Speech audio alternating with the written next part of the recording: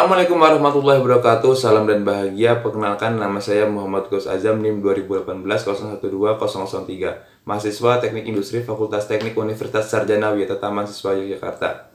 Pada kesempatan kali ini saya akan mempresentasikan tentang buku pedoman kesehatan dan keselamatan kerja di pabrik ban yang mengacu kepada SKKNI tugas sebelumnya. Poin pertama dalam buku pedoman kesehatan dan keselamatan kerja di pabrik ban adalah membantu pemenuhan peraturan perundangan K3. Yang pertama, peraturan K3 bersumber pada UU, Kepres, Kemenkertas, Permen, dan Kemenkes.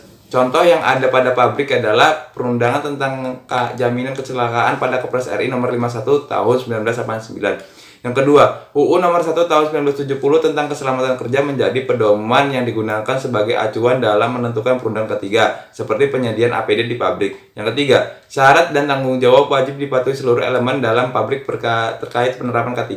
Yang keempat, pihak pabrik akan mengklarifikasi dan mengkonfirmasi adanya penyelewengan dan ditindak berdasarkan tanggung jawab. Poin yang kelima, penerimaan saran terkait pemenuhan K3. Poin yang keenam, mendukung penerapan K3 dengan mengadakan pelatihan. Poin ketujuh, prosedur pelaporan terkait penyelewengan K3. Poin ke-8, pihak P2K pabrik memantau pemenuhan perundangan K3 secara aktif.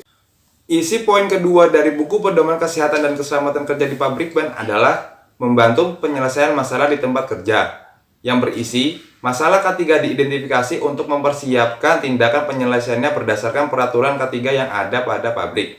Contoh masalah K3 yang teridentifikasi di dalam pabrik adalah perlakuan pekerja yang tidak aman, atau ketika melakukan kegiatan produksi, para pekerja tidak memakai APD yang telah disiapkan. Yang kedua, saran untuk menyelesaikan masalah K3 yang ada pada pabrik berupa arahan dan perancangan strategi. Apabila dalam penyampaian saran terjadi perbedaan pendapat, maka pabrik menghubungi pihak eksternal untuk menangani perselisihan tersebut. Yang ketiga, hasil proses penyelesaian masalah K3 dikomunikasikan kepada pekerja secara efektif menggunakan bermacam metode formal ataupun informal, dan catatan tindakan terkait penyelesaiannya diarsipkan. Isi ketiga dalam buku pedoman kesehatan dan keselamatan kerja di pabrik ban adalah partisipasi dalam proses konsultasi komunikasi K3. Setiap elemen berkontribusi dan bertanggung jawab dalam proses konsultasi di tempat kerja dengan pengetahuan yang relevan dengan kebijakan K3. Mengidentifikasi hambatan penerapan proses konsultasi. Contohnya, kurangnya standar di bidang kerja serta penyebaran informasi tentang K3. Bentuk dari kontribusi tersebut berupa rekomendasi penyelesaian masalah K3. Yang kedua, isu-isu diperoleh dan disampaikan dengan menggunakan sistem dan prosedur berupa survei, saran, dan daftar periksa identifikasi bahaya. Sumber informasi terkait isu dapat diakses dari laporan, inspeksi tempat kerja, dan catatan P2K3. Hasil perolehan isu terkait K3 berupa materi yang akan dikomunikasikan pada seluruh elemen di pabrik. Yang ketiga, hasil pertemuan isu K3. Contoh, mesin produksi yang tidak sesuai standar produksi dibangkitkan kembali dan dicatat secara efektif dan ditemukan solusi penyelesaiannya. Isi keempat dalam buku pedoman kesehatan dan keselamatan kerja di pabrik ban adalah memberikan kontribusi dalam penerapan sistem manajemen K3. Yang pertama, informasi dan data K3 dikelola dengan sistem pencatatan. Informasi dan data K3 bisa diakses dari spesialis K3 di pabrik. Pengumpulan data dipilah dan dianalisis untuk diserahkan kepada para manajer dan pemangku kepentingan. Yang kedua, penentuan prioritas K3 dilakukan untuk memberikan kontribusi penerapan program K3. Skala prioritas tersebut dikembangkan guna merencanakan tindakan penerapan kebijakan K3.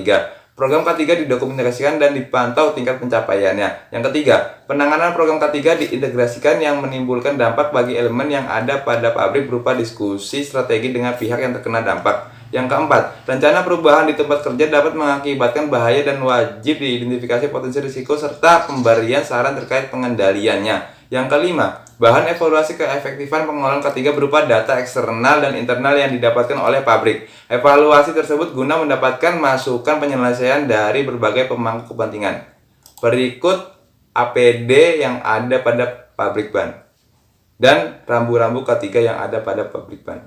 Mungkin cukup sekian presentasi buku pedoman kesehatan dan keselamatan kerja di pabrik ban. Apabila lebih kurangnya saya mohon maaf.